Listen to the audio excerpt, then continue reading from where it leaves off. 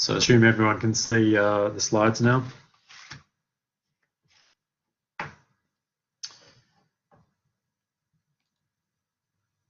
So I am recording, and I guess we'll just get fired up so we can continue our days. So as I mentioned, we're going to do a bit of an overview of the fatty acids, the lipid flexures, as well as Graham coming on later to do an overview of the amino acids, and just have a look at different scenarios, if you will.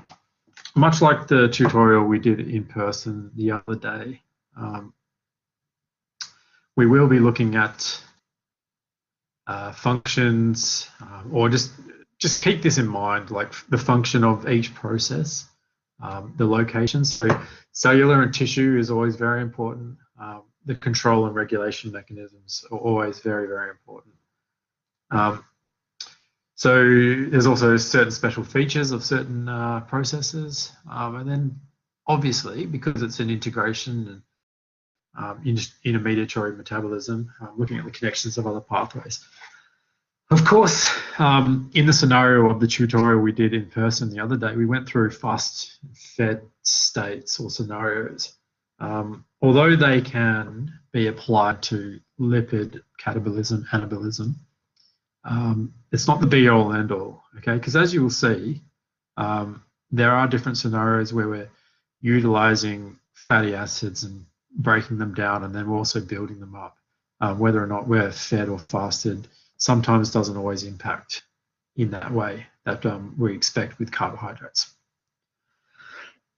So we'll just go through that for you today, so hopefully we can get a better understanding and clear advice and just summarize what was going on in the lectures. So there are a number of pathways: fat synthesis, fat oxidation, lipolysis. So remember, from lipolysis, it can either be kind of getting fats into the cell or getting it out of the adipose tissue. Okay, we've got ketogenesis, and then Graham's going to go through a little bit of amino acid catabolism and the urea cycle as well. So, pencil doesn't have a highlighter. Okay, so essentially, let's just start with fat synthesis. In this scenario, we have glucose in our diet, so we've got a well-fed scenario. We're going to start synthesizing fats really when we're well-fed. Okay, so we have excess glucose in the diet that goes through the portal vein, gets delivered into the liver. Okay, we did go through the other day, about producing glycogen, sending glucose off into extrahepatic tissues, storing glycogen there when you're well fed, etc. Okay, but we're just going to focus right now in what's going on with that excess glucose in our diet and what that means for fat synthesis.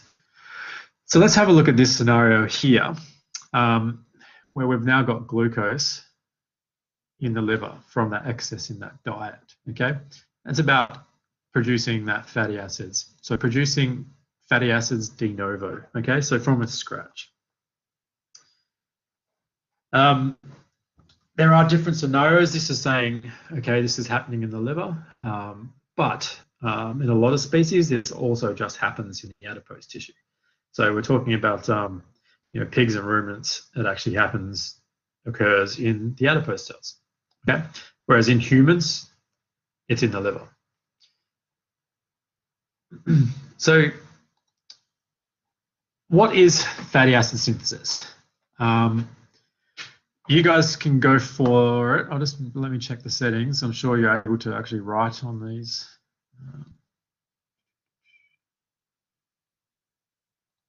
No, you were not.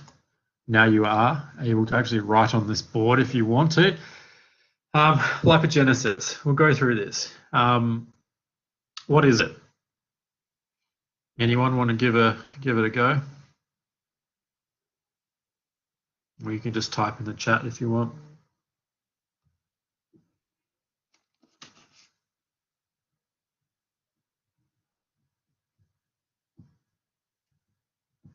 Nope.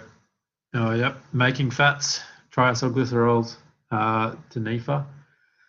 Triacylglycerols to NEFA, that's a lipolysis reaction. So it's different. So the formation of lipids from glucose. Okay. Yeah. So we're building fats. We're building them up to a level of C16. Okay. So that's where lipogenesis occurs. Okay, from glucose substrate. Adipose tissue capillaries. So the capillaries, this is what we're talking about, lipolysis. Okay, let's not get those confused, lipogenesis and lipolysis. So lipogenesis, fatty acid synthesis, if you will. Where does this occur?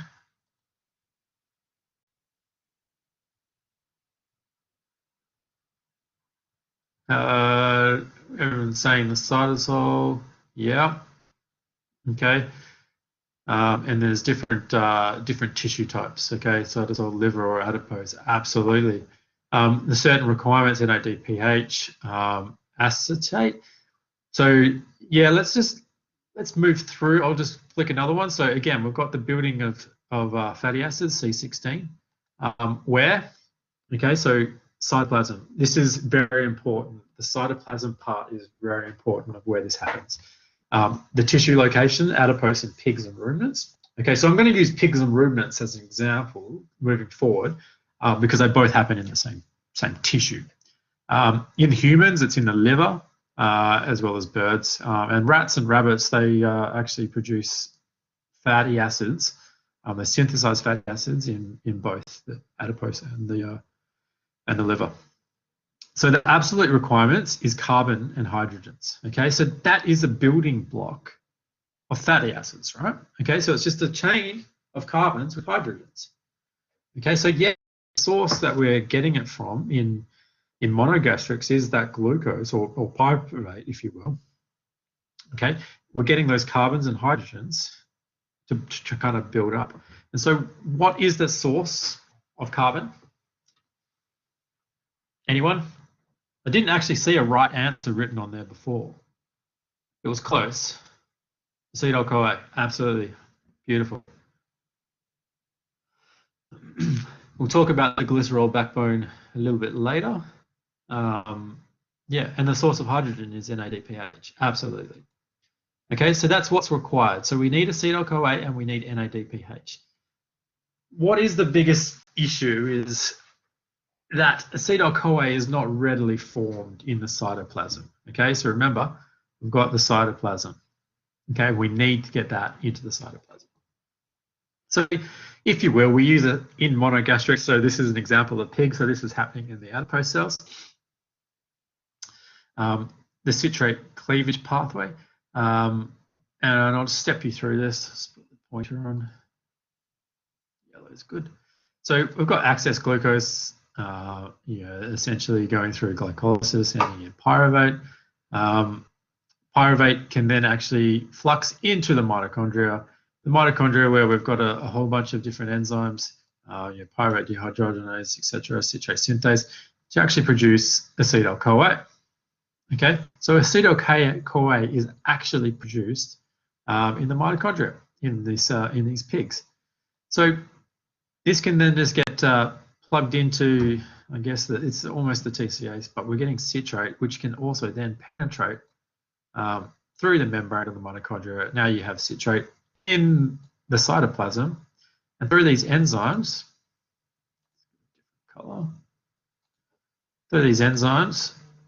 ATP citrate lyase to form oxaloacetate plus acetyl-CoA. Okay, you now have acetyl-CoA in the cytoplasm. This will then just go through to malate with the incorporation of NADH, and then to malate back to pyruvate through NADP, malate dehydrogenase, to form NADPH in the cytoplasm. So we now have NADPH and acetyl-CoA in the cytoplasm. So this is the citrate cleavage pathway that flows through, supplies the acetyl-CoA and the NADPH to actually form these fatty acids. Okay. The citrate cleavage pathway supplies about half of the required NADPH, so that's the half of the required hydrogen ions, and that's through the enzyme NADP malate dehydrogenase. The other half is supplied through the pentose phosphate pathway. Let's have a look at a scenario where we're looking in the ruminants, okay? So the thing with the ruminants, they don't readily absorb glucose, okay? So if you feed them glucose, they're not going to have a lot of glucose. Through fermentation, you will be going through a lot of your ruminant lectures, I think that's starting this week. So you'll be able to understand what actually happens and how they're absorbing carbon backbones in the form of acetate, really. So the thing is with acetate, it's already formed in the cytoplasm. So that can readily form acetyl-CoA, okay, through acetyl-CoA synthase. So it's really quite easy. It's already formed there. You don't need the citrate cleavage pathway, and it's not dependent on it. Yes, you can actually induce the citrate cleavage pathway if you have if animals or beef are fed really high grain diets, okay, for a really long time, you will start inducing a bit of glucose absorption in the small intestine, and so forth. So that can actually happen. But in this scenario, you have another enzyme called NADP isocitrate dehydrogenase, which is its function is to supply the hydrogen ions. Okay, so essentially, this enzyme sits here in the cytoplasm, NADP isocitrate dehydrogenase. Again, being able to get a alpha-ketoglutarate can penetrate through the mitochondrial membrane. We need to get isocitrate through, citrate, which can then be transformed through NADP isocitrate dehydrogenase to produce NADPH.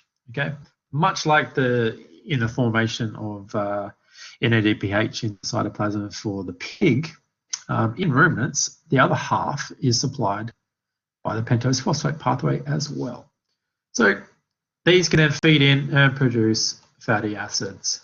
Okay, start building. Remember, we're building up from C16 up to C16, just adding 2 carbons at a time. So there are a few little regulation steps. Can anyone think of any of these regulation steps at all? And what is the main regulator? Fatty acid synthesis. So what's actually going to happen? Insulin. Okay. Yeah, so what does insulin actually do? It actually upregulates this enzyme here. So in the presence of insulin, you're going to get more of this enzyme upregulated to then click into malonyl-CoA. Okay? There's obviously how this is regulated is through the cyclic AMP system. Okay, so cyclic AMP mediated reversible phosphorylation. So in the presence of insulin, it's resulting in the dephosphorylated form, okay, which actually produces in the transcription of this guy, acetyl-CoA carboxylase. In the presence of glucagon and adrenaline, essentially your cyclic AMP is in the phosphorylated form, so it actually promotes phosphorylation. Okay, so that actually switches off or inhibits the transcription of this enzyme. So when you are starving, or in the presence of in an unfed scenario under glucagon, you're not going to start building these fats because we need that carbon to start supplying the other tissues with glucose. So we need to kind of spare it. So just remember, this process is essentially building and storing fats or carbons. There is also an allosteric regulation, whereas if you have a lot of NEFA-CoA, you're actually going to allosterically inhibit acetyl-CoA carboxylase. In the scenario that you've got a lot of citrate in the cytoplasm, you're actually going to allosterically activate acetyl-CoA carboxylase. So that makes sense. If we've got a lot of NEFA-CoA in the cells, we're going to slow that down, okay? So we don't need it. So this brings us to, so what do we end up here? What do we end up with at NEFA-CoA? How many carbons?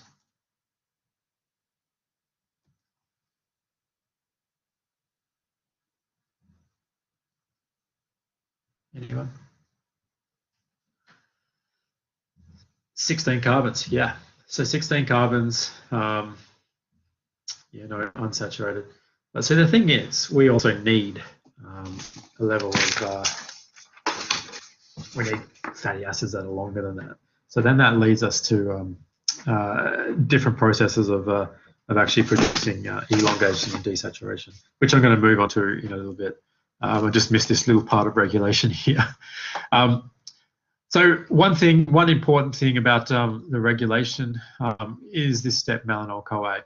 Okay, malonyl-CoA, when you have a lot of that, it actually inhibits beta oxidation. So it inhibits your NEFA-CoAs entering the mitochondria for oxidation. Okay, so it inhibits CPT1. So if you will, when you're in the fed state and you're synthesizing long-chain fatty acids, the two processes, oxidation and lipogenesis, are going to talk to each other. Okay, so they're going to stop using of oxidation. Okay, they're going to stop that use of energy, if you will, through the presence of allosterically inhibiting malonyl-CoA. So we're going on to the lipogenesis. So we've produced C16 mainly. We then need to elongate, and we also need to desaturate. This is building from scrap.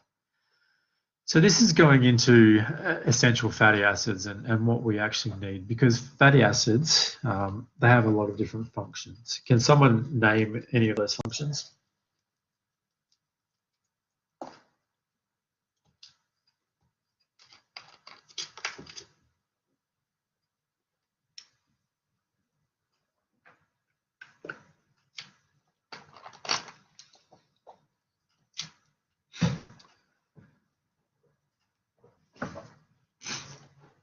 Yep, okay. So energy stores, fuels, yep. Yeah, eicosanoids, so that's where we need some for inflammation and all that, so good health. Membrane structure, of course, because they're an essential part of phospholipids, which make up your cell membranes.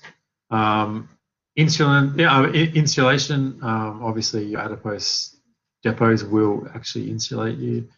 They're there for fuel, etc.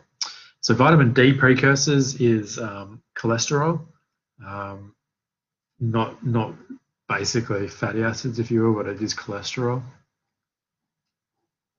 Yeah, so really, we need fatty acids for normal cell functions, structure and all that stuff, but it's also a fuel store.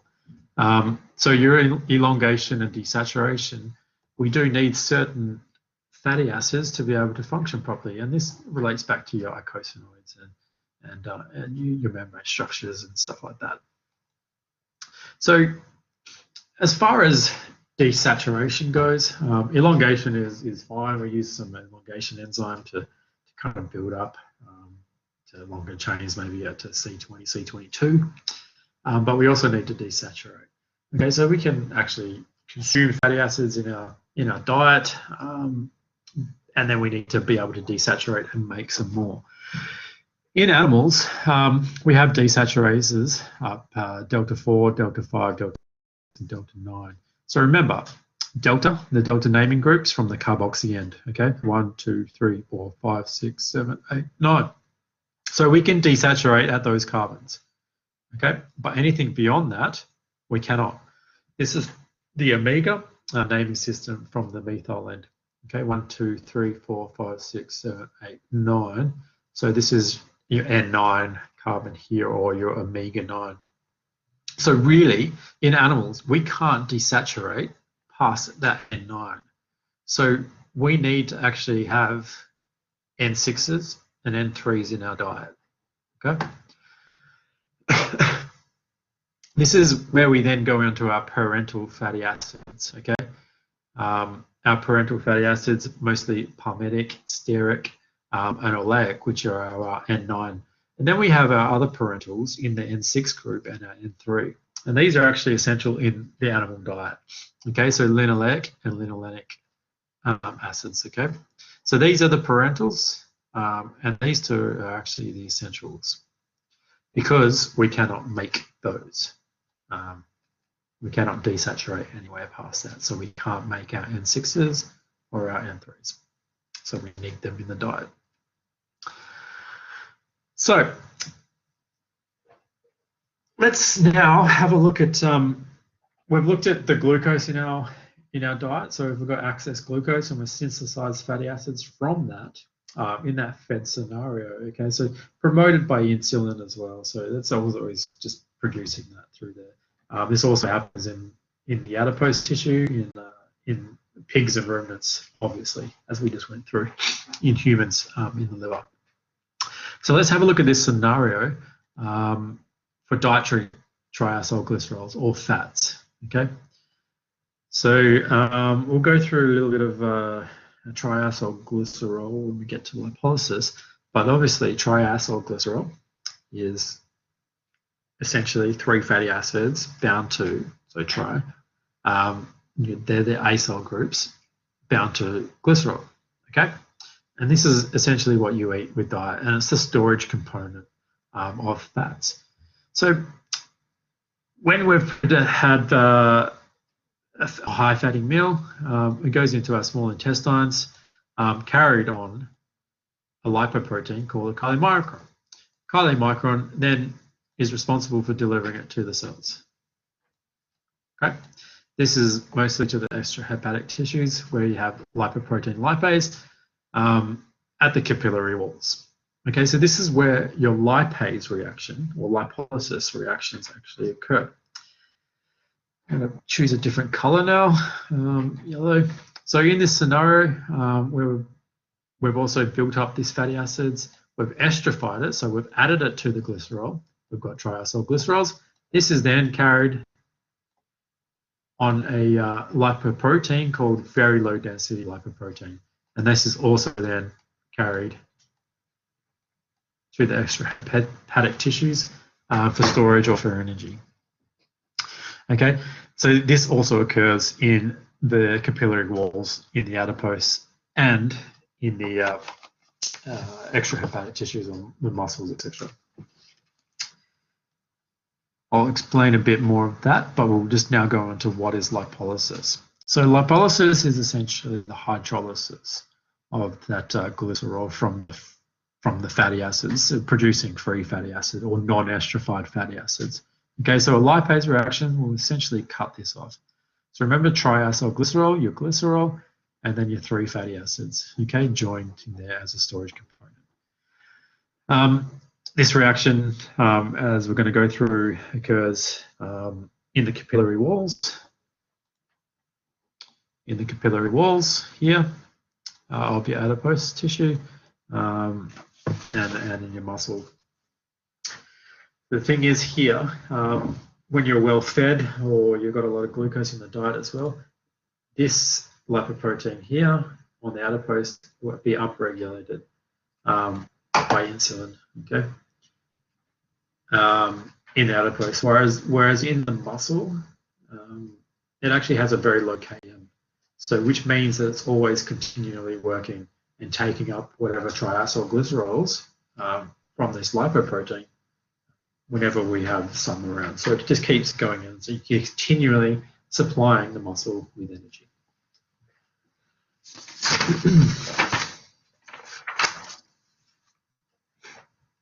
So we've been able to get these fats into our cells now. So into our adipose, you can't see that one, and into our muscles. So you can either then be esterified, okay, for storage, then you can use that for energy.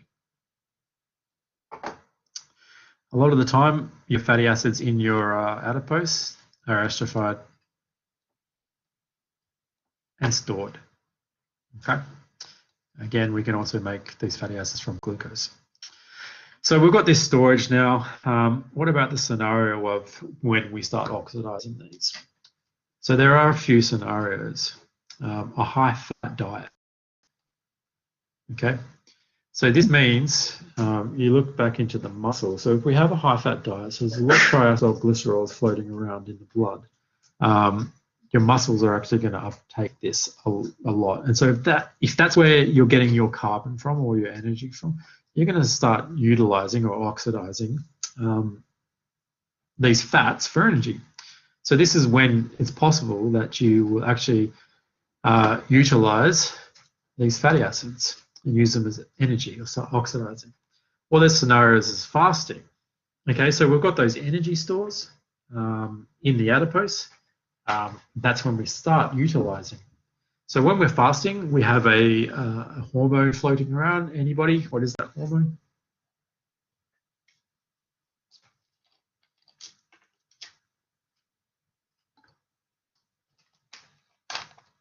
Glucagon. Excellent. So glucagon, and I'm going to show you what actually happens with this and the lipolysis or the lipase reaction happening in the adipose tissue impacted by glucagon, so through hormone-sensitive lipase. Or there is an altered physiological state. Can anyone suggest what any altered physiological states are?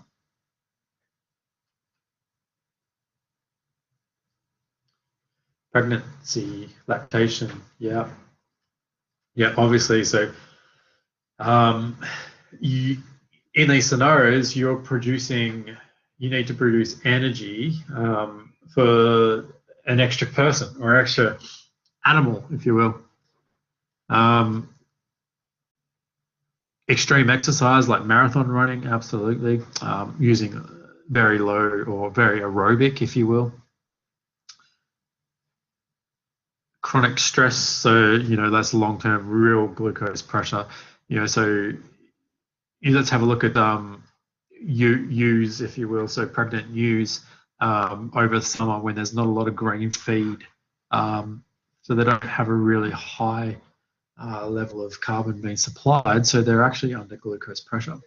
Illness, so an illness such as type 2 diabetes, which would be quite a stress.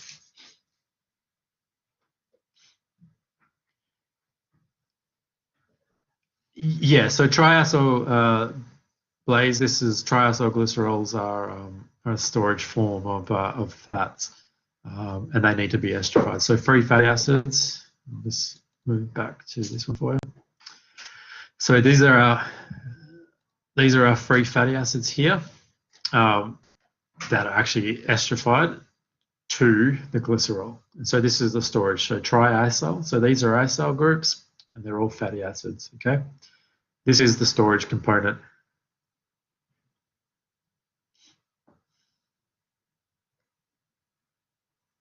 Yeah, so essentially you cannot get the triacylglycerol component through to the cells. Okay, so it cannot be absorbed through those capillary walls. It needs to be converted back into your non-esterified fatty acids, your free fatty acids, to get into the cells through the capillary walls. That's why you have the lipolysis reaction.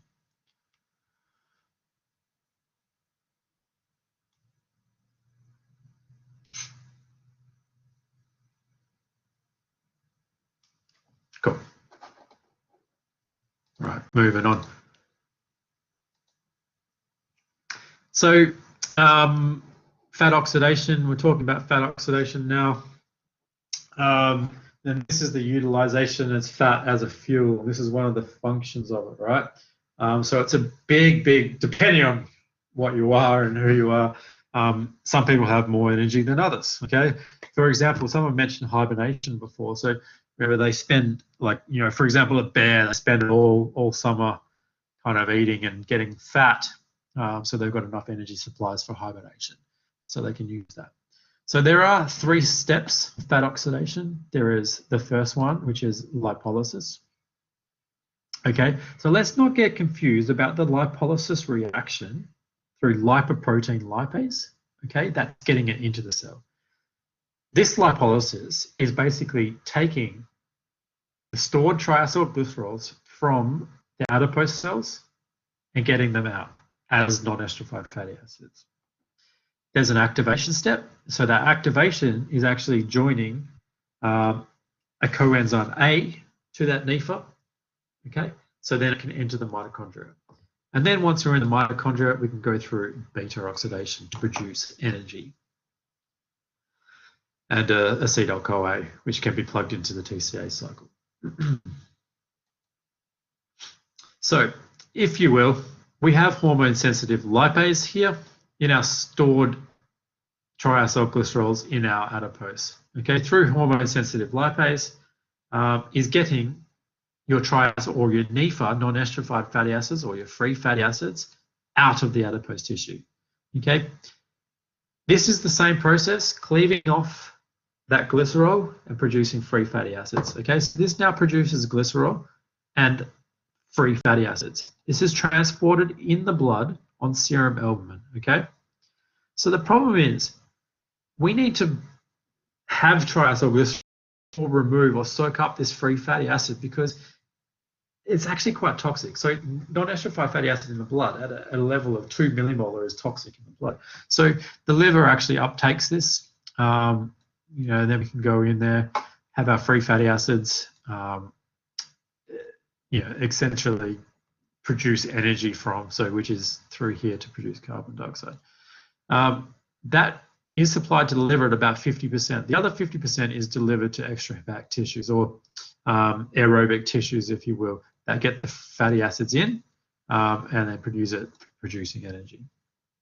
At the same time, they can also use that to actually store that if they needs be.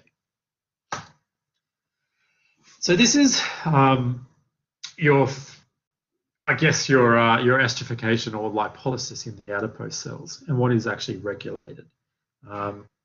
In this scenario, when you have glucagon, epinephrine, adrenocorticotropic hormone, growth hormone, etc., you are really blocking that esterification. So in the scenario when you've got glucagon, so remember glucagon or adrenaline, etc., you're trying to spare glucose. So you're not going to start storing that. So you're going to start utilizing and mobilizing these fatty acids or these fatty acid stores. So in this scenario, you're actually turning on yellow, and yellow is not good. Red's better. You're actually turning on this hormone-sensitive lipase to utilize or mobilize your fatty acids that are stored. In the scenario where you're fed in insulin, that actually switches it off or down-regulates it, if you will.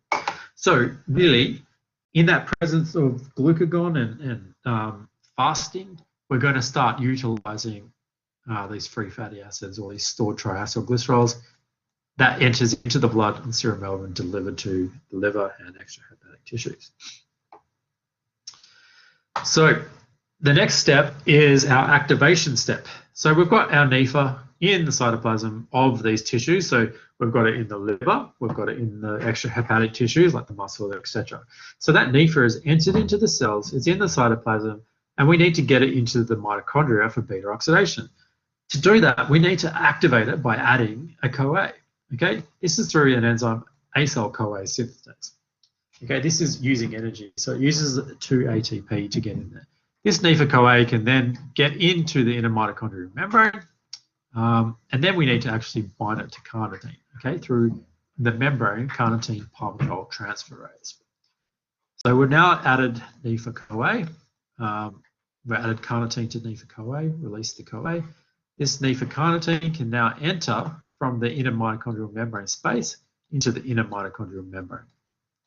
Okay, so essentially we've got our NEFA-carnitine. We need to then re-add that NEFA-CoA, and we use CPT1 or carnitine palmitoyl transferase 2, sorry, not 1, CPT2, which then binds that cleaves off that carnitine and adds that CoA. We now have our NEFA-CoA in the mitochondrial matrix, ready to go for beta oxidation.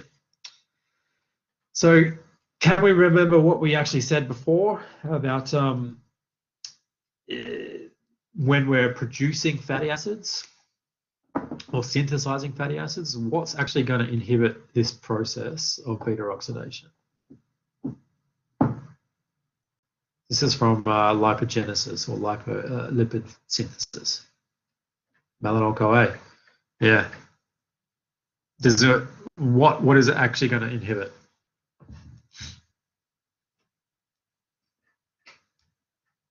or move it to where it's going to inhibit CPT1. Yeah. So really,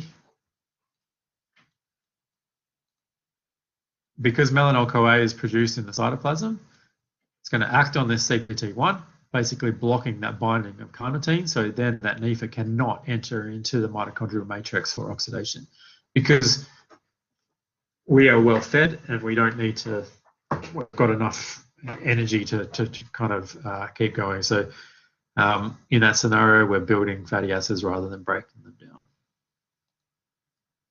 So beta oxidation is a sequence of steps of removing, so this is an example from C16, is removing 2 carbons at a time. This is where it can get a little bit confusing because there's 7 turns of beta oxidation, but we end up with 8 acetyl-CoAs, okay? So we've got C16, we take 2, you ended up with C14, you take another 2, C12, C10, C8, C6, C4, 1, 2, and then you're left with a C2, which is essentially acetyl-CoA. So there is 7 turns, but you end up with 8. These can simply plug into the TCA cycle. These NAD and FADH is produced, can enter oxidative phosphorylation, which equals ATP. Okay, your TCA cycle is also producing your NADH and FAD, which also enters oxidative phosphorylation for ATPs. Can anyone tell me how much ATP we're actually producing and how much energy from C16?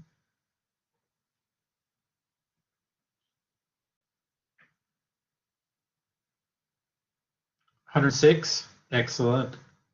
Perfect. So we actually produce, what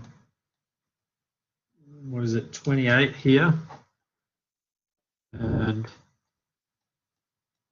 from TCA, we're producing about 8. So that together equals 108 produced, okay? But you guys have said 106, which is absolutely correct. Why? Can anyone tell me why? There's 2 less. Yeah, 2 ATPs for activation. Okay, so if we go back here, this activation step here through acetyl-CoA synthase requires the input of 2 ATPs. Brilliant. So that's the total there. So there's also a little bit of regulation here. It's basically when you have high ATP to ADP ratio, so you have a lot of energy floating around ATP and a high NADH to NAD ratios, it actually inhibits glucose utilization. So this is a regulatory step and a mechanism to spare glucose, if you will. So in the scenarios where we're well fed, you're basically going to switch this off to be able to maintain and spare that glucose for when we actually do need that. There's also regulation. So not regulation, we're going into hepatic ketogenesis. So ketogenesis is the production of ketone bodies. So this is ketogenesis here, and these are our 2 ketone bodies that we've got here. So the 2 main, acetoacetate and D3-hydroxybutyrate. So these are the ketone bodies, and what's really good about these is that they're actually water soluble in the blood. Okay, so they're actually not toxic to a certain level in the blood. So really, what that allows is for us to utilize a lot more non-esterified fatty acids in the liver. Okay. So what actually occurs in ketogenesis is that it takes 2 turns of beta oxidation, okay, to produce 2 acetyl-CoAs. These 2 acetyl-CoAs can then form our keto bodies. Okay, so they're made up of essentially 4 carbons. So essentially, when we've got a lot of NADH or a lot of energy floating around, it actually inhibits the TCA cycle to say, hey, look, we don't really need that. Remember, sorry, I lost my train then. At the same time, when we've got a lot of ATP supplied by the oxidative phosphorylation, it's actually negatively inhibiting the TCA cycle. So if you will, if we've got a lot of energy floating around or a lot of NEFA-CoA in the liver, we don't need the TCA cycle to produce energy. But at the same time, we're actually able to produce or utilize a lot more non-esterified fatty acids by taking it into the liver and then producing it or turning it into a more water-soluble component, which is a ketone body. So when beta oxidation is going really, really rapidly, like it is in this scenario, when we've got a lot of substrate coming in, the liver does not need the TCA cycle. Okay, so it's produced enough energy through the acetyl-CoA production through this beta oxidation to produce ATP through oxidative phosphorylation. So it doesn't need that extra. Sorry, I didn't have my pointer on. So it's producing NADH through your turns of beta oxidation to produce ATP through oxidative phosphorylation. So that's enough to produce energy in the liver. So we don't need the TCA cycle. That switches that off. And then we use our acetyl-CoA get flux through into ketogenesis, okay, to produce acetoacetate and D3-hydroxybutyrate.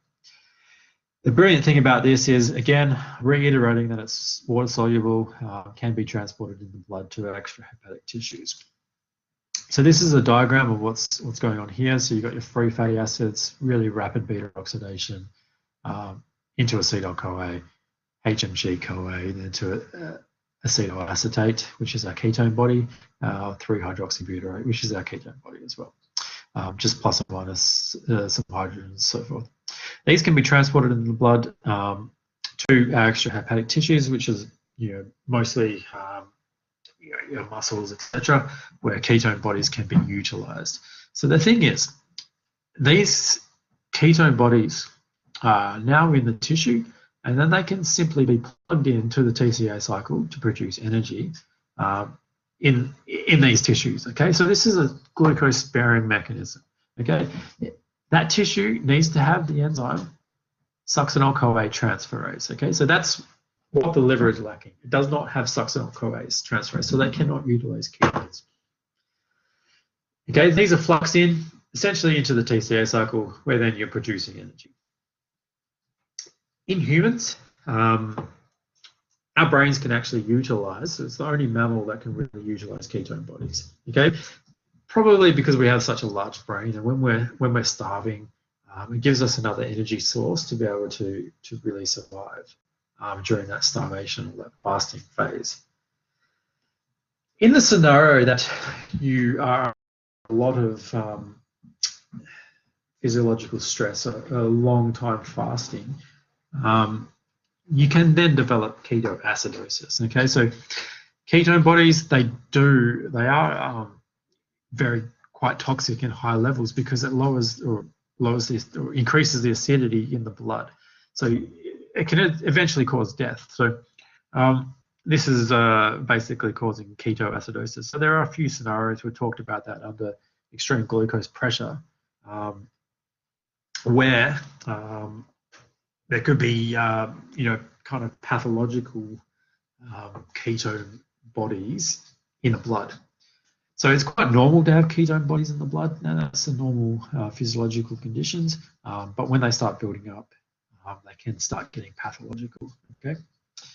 Under these scenarios, such as type 2 diabetes, extreme fasting, or twin pregnant ewes, you can talk about things called pregnancy toxemia as well. So your pregnancy ketoacidosis, which is again about when you're pregnant and you're under extreme glucose pressure, and these ketone bodies do build up because they cannot be absorbed or utilized fast enough in the blood, in the tissues.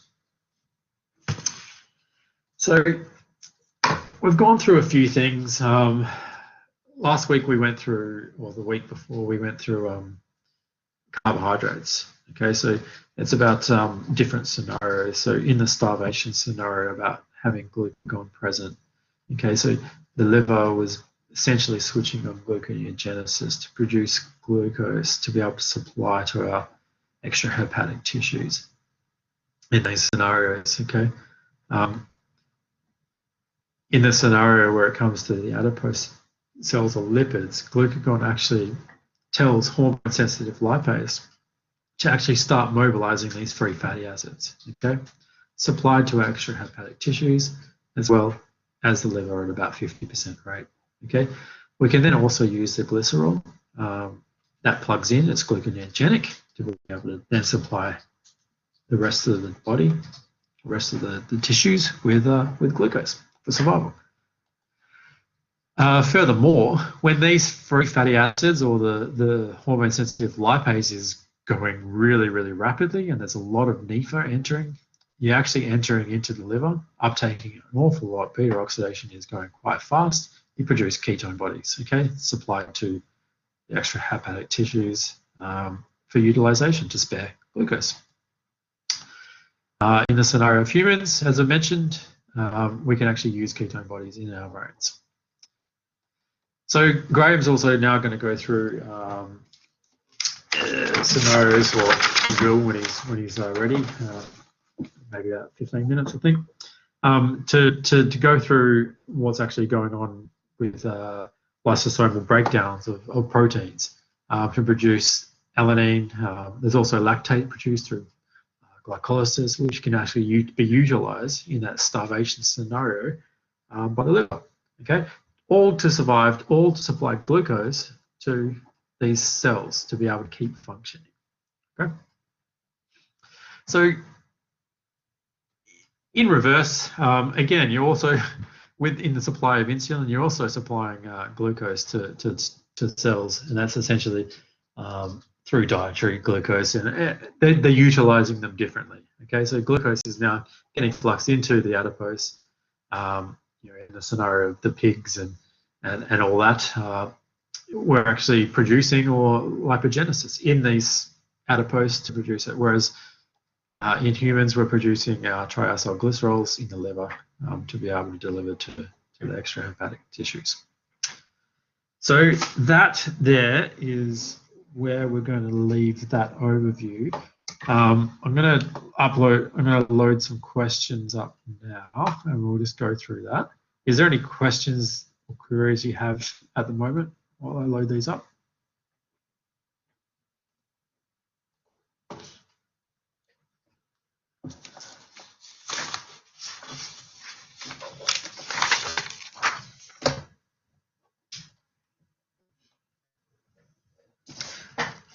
All right, these are just some things while we wait for Graham to come through, just some like little questions.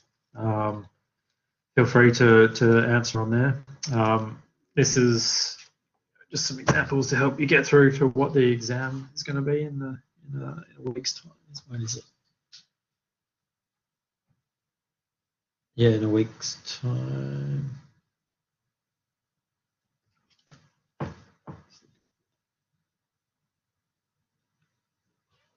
Oh no, it's 2 weeks. Okay, so the melting point of C14 is higher or lower than a C20? The answer is lower. Okay, the melting point of C20 is higher or lower than C24? The answer for that one is higher. Why? Because of the, I'm going to use red, okay, marking pen, because of the desaturation, okay? So when you desaturate things, actually increasing the melting point. So increasing saturation increases the melting point, okay? Here, increasing the chain length increases the melting point. Yep, tick, tick, beautiful. Melting point of cis, C18-1, is higher or lower than trans C18-1. Okay, trans versus cis. The answer is lower. So the exam is carbs, proteins, and lipids. Okay. I don't know what the weeks are, to be honest. So what about the trans? Let's have a look at that. So trans is essentially staying quite flat. So essentially what we've got here is very similar to this. So increasing the saturation increases the melting point. So essentially, when you've got your trans, it's staying quite flat. They pack really close together, and they're actually no ruminant lectures. No. Whereas the normal cis, which is basically where the hydrogens sit on this to be able to turn it whether it's flat or not. All right, we'll move on. Does anyone want to have a go at drawing the structure of oleic acid, which is C18, 1, and it's an N9. I'll draw put a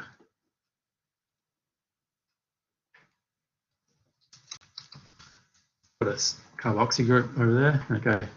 Well, that's a nice line you got through there. Yeah, so let's just go 1, 2, 3, 4, 5, 6, 7, 8, 9, 10, 11, 12, 13, 14, 15, 16, 17, 18. Where's the double bond? It's got one double bond. Anyone?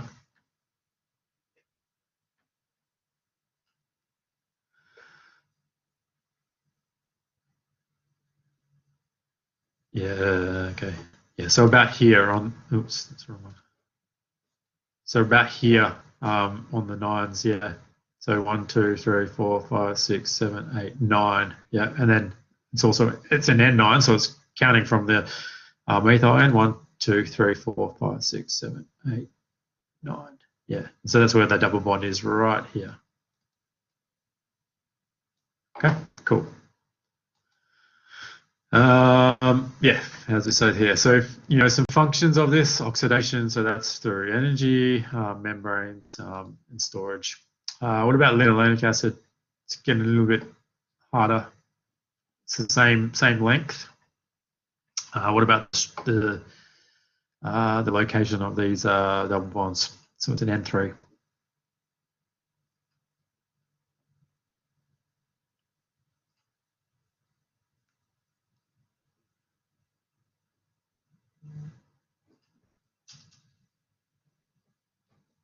Okay, this one here has got one double bond, but it's actually got 3. Yeah, Lauren, you just said position 9, 12, and 15, but what end are we talking about? So there's two naming groups, omega, and your from the carboxy end, omega 3 and the delta end. So delta naming just lost me. Okay, so we've got 1, 2, 3. This is your 3rd carbon, so that's correct here. 4, 5, 6. That's your 6, and that's correct there. 7, 8, 9, and that's also correct. So that's essentially where your double bonds are going to be sitting. Beautiful. Someone just said, why is it position 9, 12, 15? Because it's essentially it's sequential, and that's where they happen. So as far as functions for these guys go, we've got oxidation, we've got the membranes, we've got storage, and we've got an additional part is a precursor of icosanoids, okay? Because it's an N3 or omega-3 fatty acid. Propionic acid. I didn't give you a name for this, but you probably haven't gone through it yet in the lectures. If anyone's got their lecture slides quite close. Anyway, it's a 3 carbon. Essentially one of the acids in ruminant fermentation. And this is essentially what the structure is. Yes, we can do it as a zigzag like that.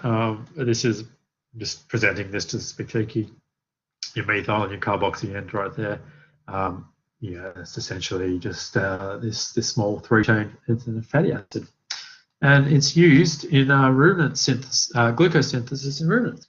Okay, and that should be prepared for your ruminant lectures, which is happening this week.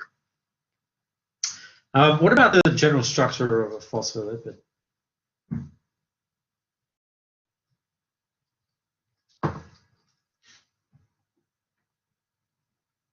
Two tails, yeah, great. Yep.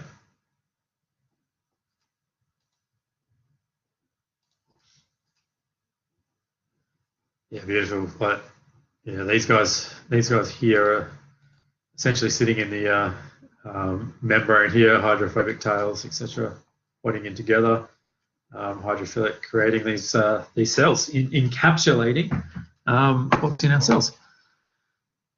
That's a phospholipid bilayer, yeah, that's made up of phospholipids. So essentially, what we've got here is a glycerol. So we've got 2 fatty acids, and that's that tail there. And the base that we're adding to it through the phosphate group here is going to be that hydrophobic head, if you will. And so obviously membranes is one of the big things. Lipoproteins, of course, because it's encapsulating all that fat to be able to transport it in the blood, and also digestion through bile salts, etc.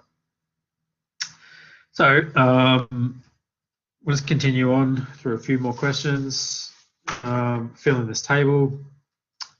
Anyone? So this is your lipoprotein classes.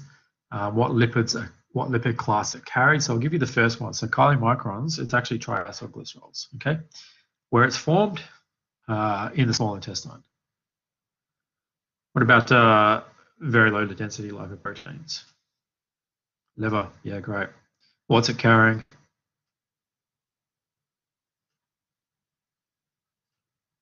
NEFA? No, not NEFA. Not NEFA.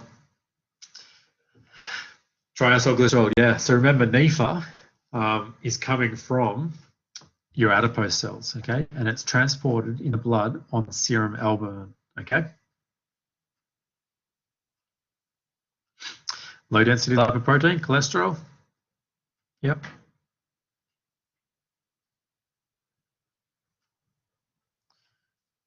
Two tissues, yeah, and away from tissues, yeah. So it's produced in, I'll just move on to the answer. So this one's produced in the blood, and this one's the liver and the blood. So, okay, so this is transporting it away from cells, like sucking it up and then producing it out, okay? Cool.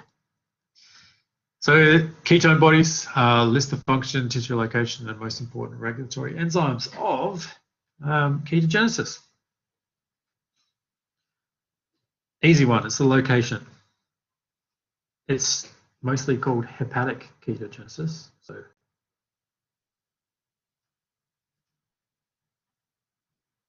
liver, yes.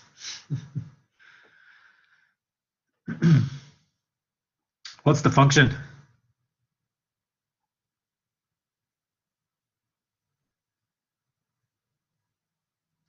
Spare glucose, yeah, and to be able to utilize more NEFA. Okay, yeah.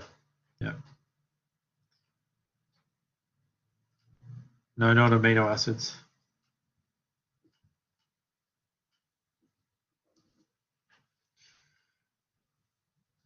So Graham's going to join in soon.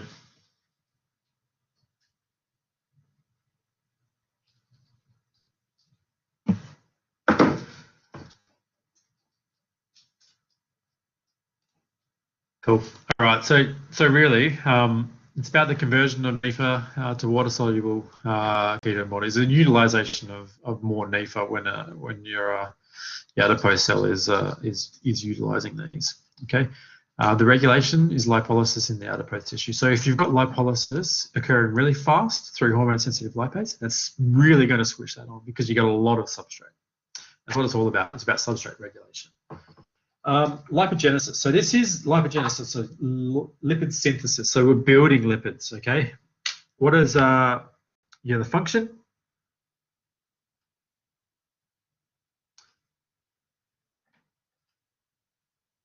I can make them available for you.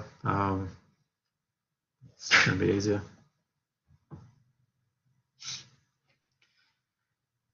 So adipose tissue and the cytoplasm, obviously liver and adipose.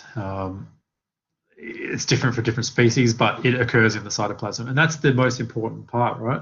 It happens in the cytoplasm, so we need to actually get the ingredients, which is hydrogens and carbons. We need to get that into the cytoplasm. So we get our hydrogens from NADH, okay? And we get our carbons from acetyl-CoA. So we need to do that. We need to get those guys in there to get cracking on it. So yeah, so I'll move on. We've done that. So the regulation steps, acetyl-CoA carboxylase of lipogenesis. So this is the lipolysis. I've moved on too fast. Anyway, I didn't get to answer that question. I skipped too fast in giving you the answers. Okay, anyway, the function, tissue location, and most regulatory steps of lipolysis. It's mobilized of stored fat for energy use. Okay, conversion of triacylglycerols into the NEFA for release in the blood, carried on serum albumin, then uptaken by the tissues for fat mobilization, etc. So essentially, the location is in the adipose tissue because I've asked you lipolysis in the adipose tissue, so that's quite easy. Regulation, hormone-sensitive lipase. Okay, so what hormones is really going to switch this guy on through hormone-sensitive lipase? Glucagon. Okay, when we're starting, we're going to utilize that fat. Good stuff. Lipolysis of the chylomicrons in the triacylglycerols. So it's going to keep plugging through because Graham's almost ready to roll. Lipolysis of chylomicrons. It's the transport of dietary tags, so they're getting them into the tissues. Okay, locations on the capillary walls in the blood, and it's regulated by lipoprotein lipase. Some of that regulation is through insulin will upregulate it in the adipose cells, but otherwise the muscle has a low Km, so it means it's going to be always kind of taking up some of that substrate. Okay, getting fat into the cells. Let's forget that one. Two key enzymes of citrate cleavage pathway.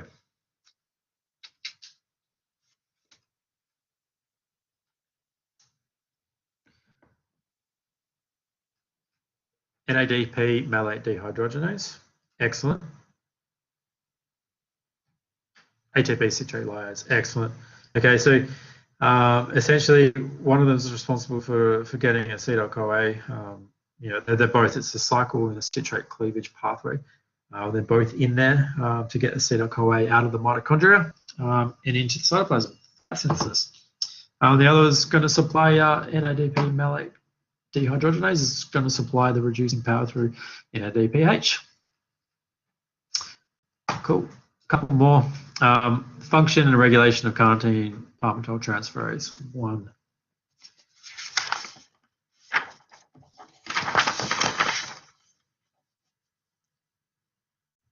Mannose-CoA regulation, absolutely, great. So obviously, it's also if we've got substrate availability, and that's through lipolysis, whether we've got NEFA available or NEFA-CoA. It's absolutely transport into the mitochondria for energy storage.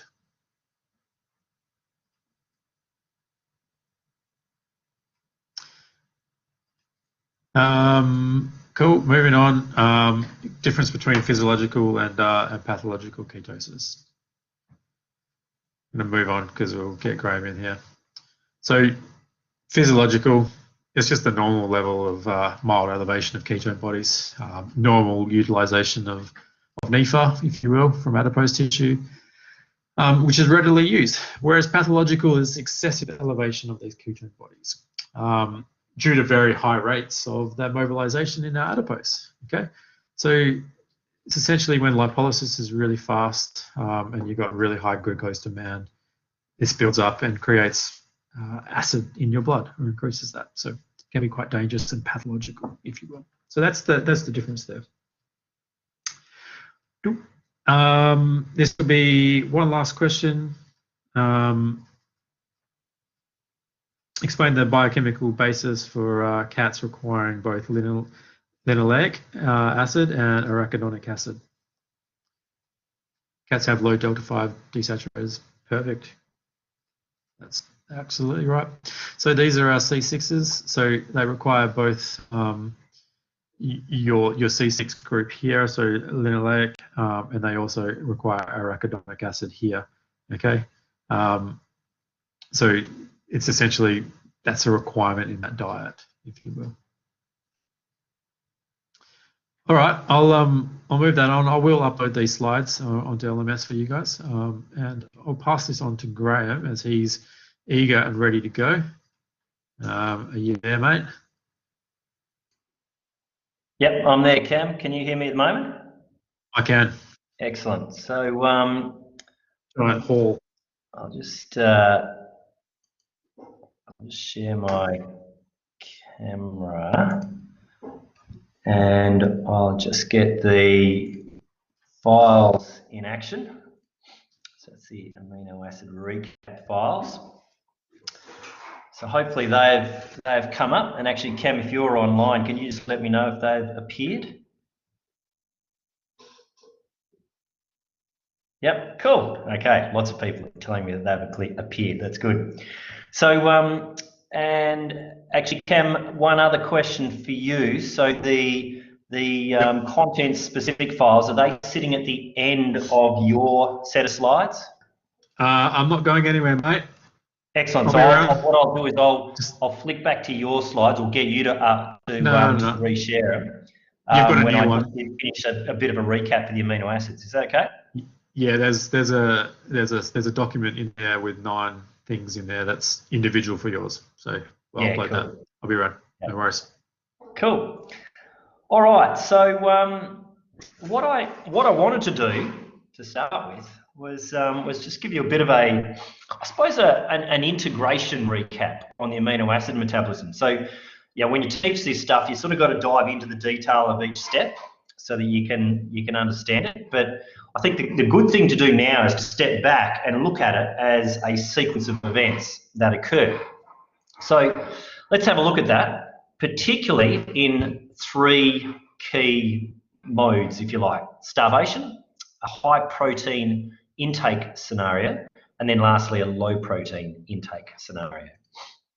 So we'll start off with the starvation scenario. So let's have a look at these pathways and what occurs to them during starvation. Now, the first thing is that your body, if you are starving, it will actually start to mobilize your body proteins. I'll just get the pointer in action. Now, I'm assuming people can see that hand pointing on the screen. So just maybe let me know. Yep, cool, excellent, it's working well. So so that body protein is effectively being mobilized so that your body can access carbon. And the reason why it wants to access carbon is because it wants to make glucose out of it so that it can feed your brain. And it can get it from your body protein stores. Now, you don't naturally want to do this because it's not good for you. If you go around mobilizing all your protein, then like your muscles don't work as effectively. You can't run fast, for example. You lose too much weight. So this is a scenario that only kicks in under extended starvation. So, you know, you sort of start to really see intensive mobilization of body protein after about 3 days and beyond of starvation.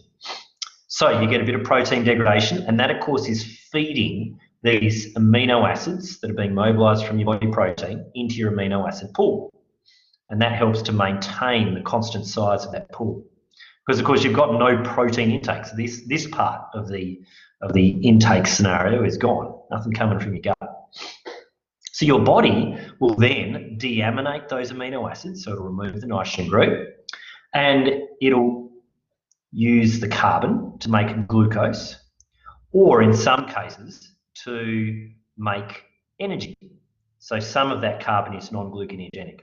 So some will be channeled towards energy production. So in other words, the big red arrows, they really highlight or demark the key flow of carbon during a starvation scenario. So it's the big picture. That's what happens. That's the big picture answer to it. All right. Now, how is this regulated? So during starvation, the key starvation hormone, it's going to be glucagon, of course. So this will be the big driver, and it activates your lysosomal pathway of protein degradation. So in your lysosomes, you've got a whole stack of different enzymes that are ideal for breaking down proteins. So a whole stack of different types of cathepsins. and they end up releasing the amino acids as free amino acids so that your body can then further metabolize them. All right, so that's the first step. So we've mobilized our protein, and it's particularly that lysosomal degradation pathway that's responsive. The next step is, how do we get those mobilized amino acids? So they're being mobilized all over your body. How do we get them to the liver? Now, the crucial thing is we need to get them to the liver. And does anyone know why? So if we're mobilizing these amino acids, why do we need to get them to the liver? If anyone reckons they know why, just type in on the screen. All right, the key reason why is that the carbon in those amino acids, you want to make glucose out of it. Now, if you want to make glucose, where do you need to get that carbon to? Your liver. And that's why you need to channel the amino acids through to your liver. So it's a crucial thing. All right, so that's the answer to why we need to get it to the liver. And once there, we'll then couple it with glucose production and also with nitrogen disposal. So let's have a look at that. One of the first things you need to do is you need to change the form of those amino acids. So they need to be funneled into a form that we can transport. Now I'll just jump ahead of this slide. Here are the key, I guess you'd call them the transport mechanisms. So these are the key transport mechanisms for amino acids in your body. So your muscle relies on alanine. So your muscle, when it mobilizes amino acids, it will transaminate them into alanine, which can then get transferred through to your liver, where it can unload the amino acids into the urea cycle.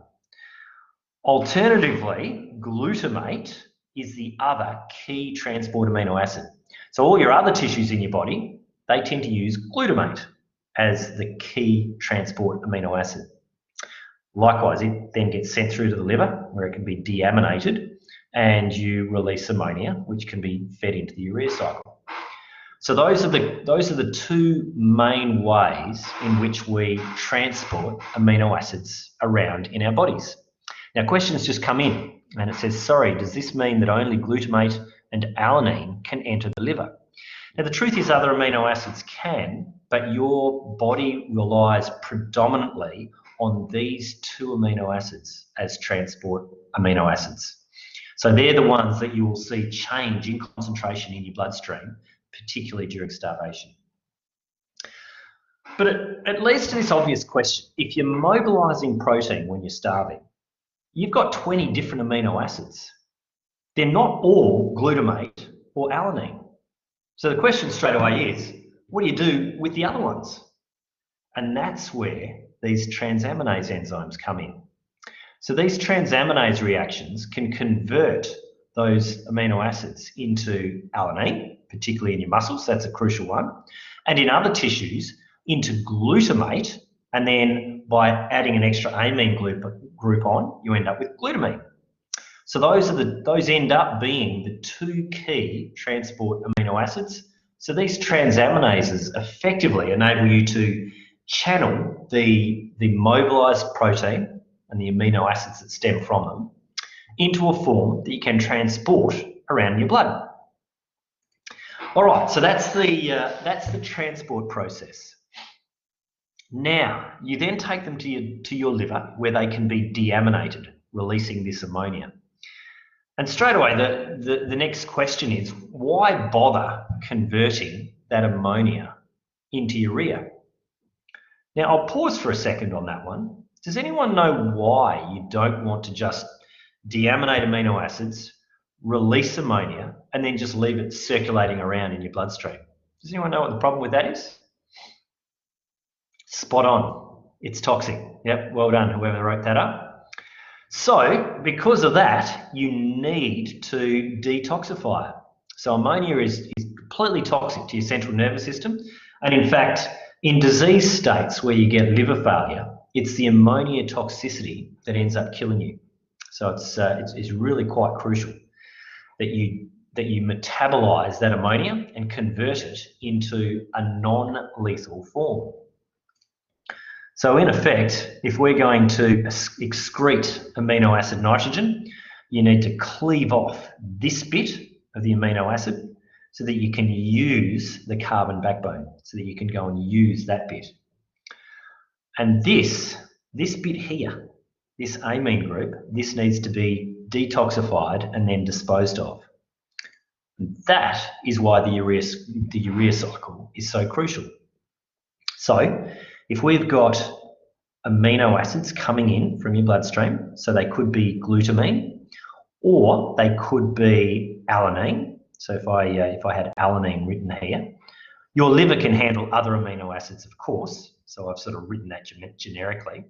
But glutamate transaminase will grab the amine group from alanine and drop it onto alpha-ketoglutarate so that you end up with glutamate. And you can then directly deaminate glutamate in the liver using glutamate dehydrogenase, and that drops off one of those amine groups, which can then be converted into urea through the urea cycle. Now, of course, the other key transport amino acid that I talked about was glutamine. Now, in your liver, you express glutaminase. And so glutaminase will release an amine group and feed it straight into the urea cycle. And then in addition to that, once you've deaminated glutaminase, it actually had two of these amine groups attached. So you can then also further deaminate glutamate via glutamate dehydrogenase, releasing another amine group into the urea cycle. So in effect, you can see from this picture how you can funnel the nitrogen from your amino acids through to a transport form, either glutamate or alanine, and then transport that nitrogen or feed that nitrogen into the urea cycle to be detoxified. So urea gets produced, gets filtered out through your kidneys and excreted through your urine. So job's right, it doesn't end up poisoning you because you can make urea. But imagine what would happen if you had a dysfunctional liver. Maybe you had too many big nights out and you ended up destroying your liver. And as a result, your urea cycle would stop working. You would stop producing urea. This ammonia would build up systemically and eventually it would get to concentrations in your blood that are so high that it becomes lethal. And any animal with liver failure, and that could be a production animal, a pet or a human, might be poisoned. So a lot of poisons actually damage your liver. If they stop the urea cycle working through damage to your liver, it's the ammonia that ends up killing you. So it's quite a generic theme. You'll see that across in a lot of your other lectures. All right, so that's the excretion step. Oh, there's one other way of feeding nitrogen into the urea cycle, and that's via aspartate. So that's why aspartate transaminase is important. So alanine, for example, can feed its amine group into the urea cycle through here as well. All right, now what about glutamine? So glutamine is a key transport amino acid, and glutaminase is the enzyme that releases the amine from glutamine. Now this is expressed in your liver, but the other place that it's expressed is in your kidney. And what it enables is your kidney, particularly when you've got a metabolic acidosis, it can actually enable you to excrete nitrogen directly through your kidney, but pull a hydrogen ion with it. So there's a question coming up in a minute. Keep an eye out for it. And it's associated with the excretion of nitrogen through your kidney and how this enzyme enables it. And it's super important in a metabolic acidosis state, enabling you to excrete more hydrogen ions and therefore excrete more acid. Okay, so that's glutamine, and that kind of wraps up the key deamination steps and the key ways in which we excrete nitrogen. And then, of course, this is sort of reiterating that point that I've been making. But how do we handle nitrogen from other amino acids? Well, all we have to do is convert them into one of these four and then you can transport them and excrete their nitrogen through the urea cycle or directly in the kidney. And that way you can get rid of excess nitrogen and it doesn't kill you. Okay, now the next question is, what do we do with the carbon that we get from the deaminated and maybe even in some cases transaminated amino acids? So when we remove that amine group from those amino acids, we're left with a carbon backbone. Now the thing that's really good for is making glucose. And if you're a glucogenic amino acid, that will be the key fate of your carbon backbone, will be to make glucose. Now for some of those amino acids, you can't make glucose out of them. You'll make fatty acids, you'll make acetyl-CoA or a precursor to it. Now in a starvation scenario, your body will be going flat out mobilizing fat and your ketogenesis pathway will have kicked in. So therefore, the carbon from your deaminated amino acids during starvation, if they're not gluconeogenic, we call them ketogenic because they end up getting funneled into ketogenesis. Okay, so that's the fate of the carbon.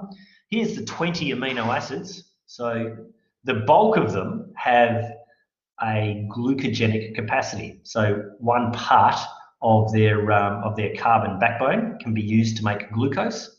Some of them are both glucogenic and ketogenic. So they've got carbon backbones that are so long that you can make glucose out of it and a ketone body. And then some of them, particularly the smaller, shorter ones, are only ketogenic. So you can only make leucine or lysine out of them.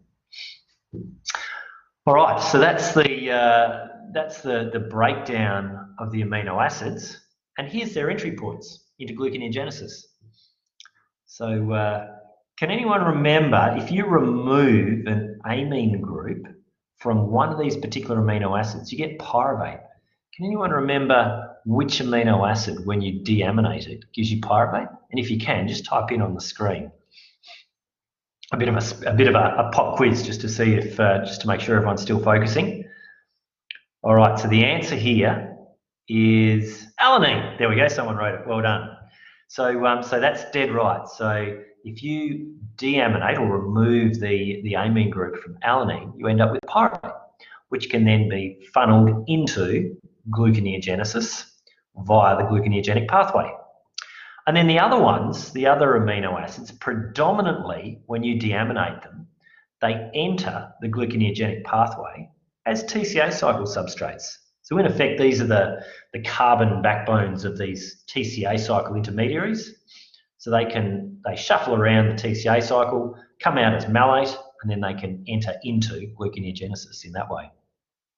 So there you go, there's the key entry points of those amino acid carbons to make glucose.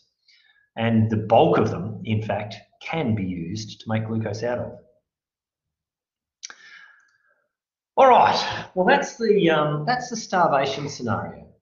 Let's now have a look at what happens in a high protein intake scenario. Now this of course happens in things like cats. So cats are obligate carnivores, so they absolutely have to have a high protein intake. But it also happens in humans. So we most certainly can have high protein intakes. Actually, there are scenarios. Does anyone know of any diets that are specifically focused as being high protein diets? If you do, just type it on the screen. There was a few years ago, there was a particular fad diet in action that was being promoted quite heavily. And yes, it was called the keto diet, was one of the ones. Also the Atkins diet is another name for it. And these were deliberately low in carbohydrate and very high in protein. Actually, I'll give you another scenario where you'll find people on a high protein diet. Weightlifters, so the dudes that are into bodybuilding and they want to get really big muscles, they'll actually go and buy amino acids from the chemist, and they'll actually take amino acid supplements deliberately to try and enhance muscle growth while they're doing all their bodybuilding. So let's have a look at what happens to a lot of that carbon, particularly if you don't have a really high bodybuilding workload. So if you're kicking around taking lots of amino acids, then have a look at what can occur. So first of all, the big red arrows is where all the carbon tends to flow. So these are the key steps. So you've got a high protein intake. So therefore, when you're digesting and absorbing that protein, you've got a big influx of amino acids into your amino acid pool. Now, it's pretty hard to make body protein grow at a much faster rate. The bodybuilders do it by lifting big weights in the gym. But to be honest, even that is like the protein or the amino acid demand of that protein growth. It's pretty easy to meet that amino acid demand just through a normal diet. So therefore, if you're taking all these fancy amino acid supplements, which in many cases can be quite expensive, a lot of them simply get deaminated. And that's what occurs. As you overfill this amino acid pool, you end up with too many amino acids. So as a result, your body just says, well, I don't need all of that. It deaminates a good portion of them. The carbon can be channeled into glucose synthesis. Because if you're on a high protein diet, then you may not have a lot of glucose being absorbed from your gut because you've got a low carbohydrate content. So the nice thing is you can make all the glucose that you need out of the amino acids that you eat. So that's good, but you only need so much. And once you've got all the glucose carbon that you need, the rest of that carbon is fed straight in to fat synthesis.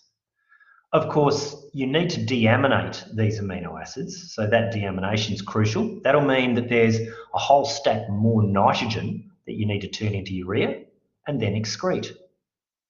And all of these pathways, they are very strongly linked simply to concentration of amino acids. So these pathways are very heavily Km driven. So your transaminases and your deamination pathways, they are very much linked to the concentration of the amino acids available, as are the urea cycle enzymes. And the other thing that does happen to the urea cycle is that when you're on a high protein diet, the enzymes in that pathway will increase in their expression. So that's the other key point of regulation there. But it's quite interesting, isn't it? So if you're going to the chemist to buy all these fancy amino acids so you can build your muscles and become really big and strong, this is actually what's occurring to a good portion of them. They're just simply being deaminated. You store the excess carbon as fat and you piss out the nitrogen as your urea. So take amino acid supplements, and you get fat, and get yellow wheat. What a great deal. I wonder how much that stuff costs. I think it's probably about $100 per 100 grams, $1 a gram for that stuff. So it's pretty exy. Anyway, very expensive way of getting yellow wheat. All right, so that's the high protein diet scenario. And now the last one is a low protein diet scenario. So let's have a look at that.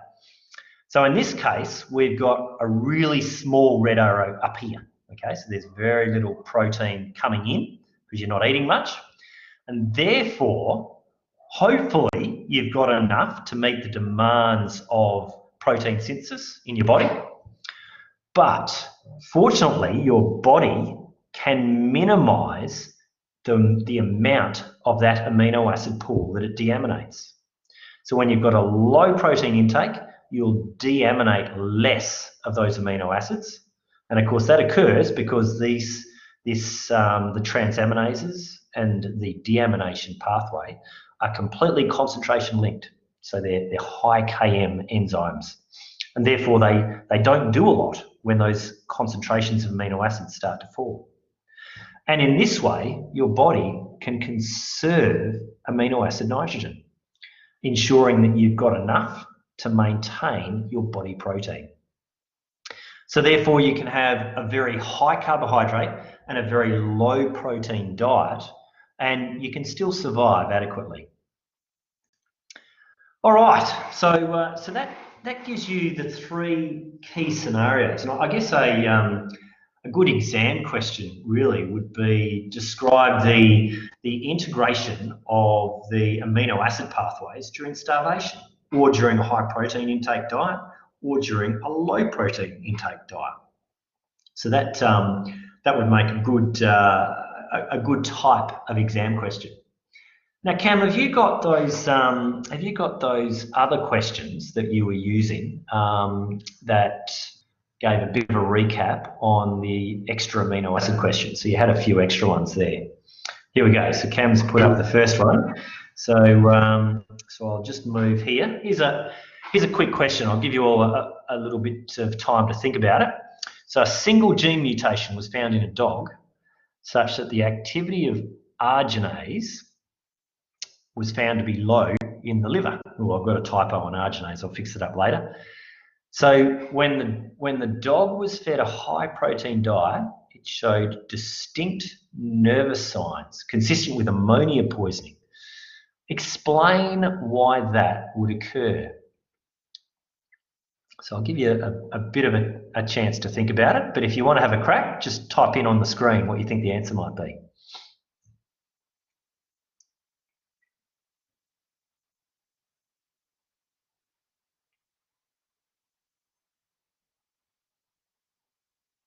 That's pretty well the perfect answer. So we've got here deamination doesn't match urea production.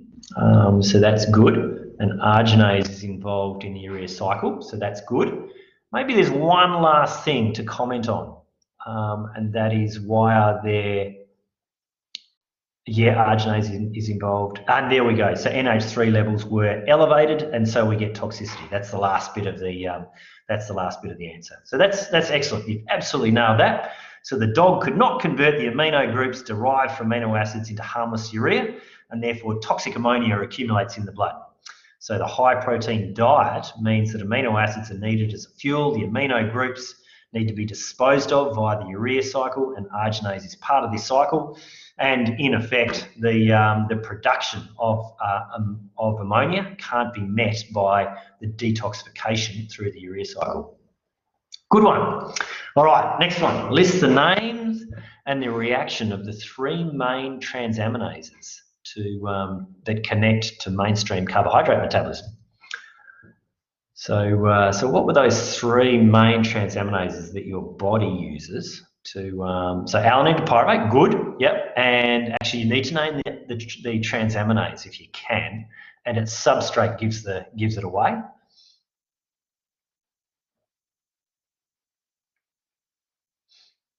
So alanine to pyruvate is definitely one, and it's alanine transaminase. Well done. That's really good. Well, we've got glutamate to alpha ketoglutarate. That's a good one. Yep. And that's, of course, glutamate transaminase. Well done. And then we've got aspartate to oxaloacetate. Yeah, good stuff. Excellent. Okay, and that one, of course, is aspartate transaminase. Well done. All right. So the next one, and there they are, just so that you've got those. You got those three in front of you, and these ones are also totally crucial for disposing of amine groups through the urea cycle. All right, last one. List the function, the tissue location, and most important, the regulatory steps of the urea cycle. Yes, liver, spot on. This is a bit easy, this one, but anyway, had to ask it. What's its function? Function of the urea cycle?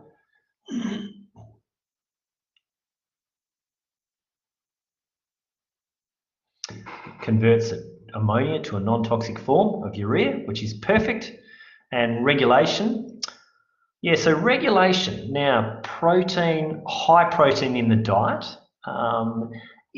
is sort of like a precursor step, but it's really the regulation is really through the Km of the enzymes.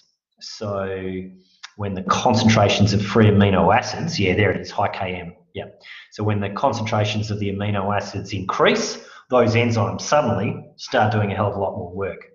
In addition to that, the protein in the diet increases their expression, so there will simply be more of them to do more of that detoxifying.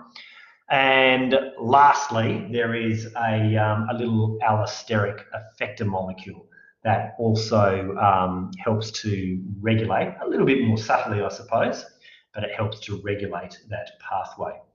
So, so those are the three main ones. All right. I think I've got one more, and it's the role of glutaminase in the kidney. Now, this is the one I was alluding to before. I said I'd throw in an extra question around glutaminase. So have a crack at that. What is the role of glutaminase in the kidney? So it does convert glutamine to glutamate for transport to the liver, but that's out in the peripheral tissue. So I want to know about what it does in the kidney. Now, here we go. Yeah, so glutamine goes to NH3 plus glutamate. That is true. So that is definitely what it does. And someone else has said it enables the direct excretion of nitrogen in the kidney.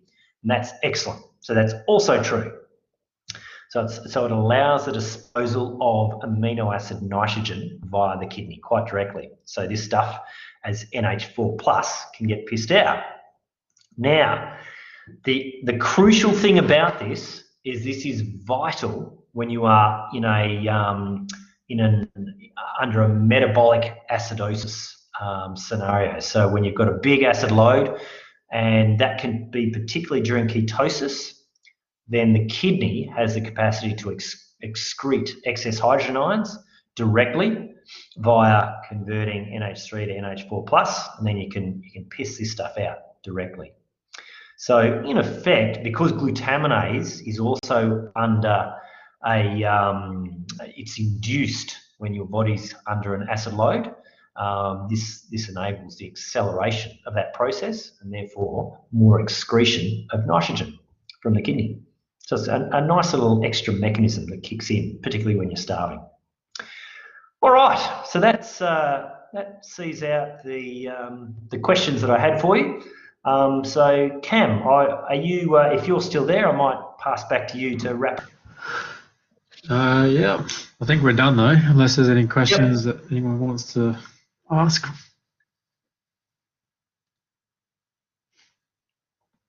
No, all good.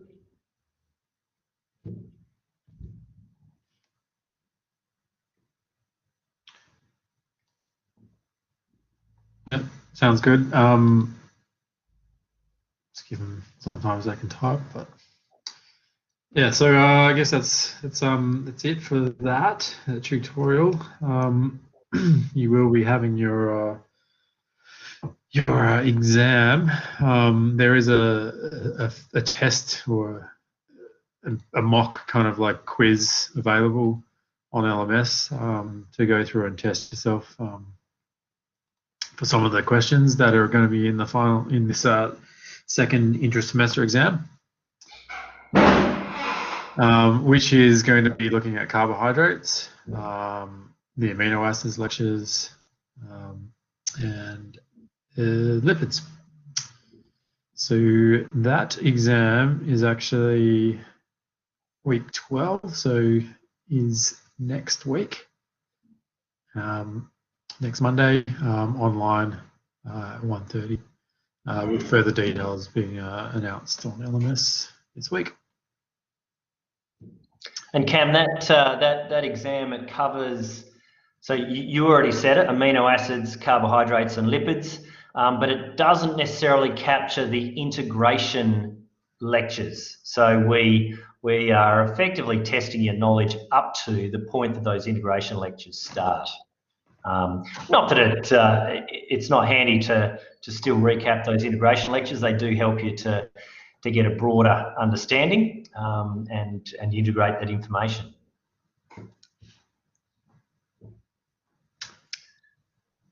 All right. I'll have to get back to you on the number of questions, but it is. Oh, usually it's about 35, Cam. Yeah, that's what I thought. Double check on that one. Yep. And yeah, for this exam, it's multiple choice. So the final exam will have written short answer questions, but this one has the interim exams or the interim tests just to check your knowledge. They're focused around multiple choice. There's 30 questions. 30. And you have, and you've got 60 minutes. So a minute a question. Yep. So the access will start at we'll confirm that, but we'll probably be having it staggered between the Monday and the Friday groups. Mm-hmm. We'll confirm that this week. Cool. All right. Well, I think that might be it for the day. All right. Yeah, Thanks, everyone.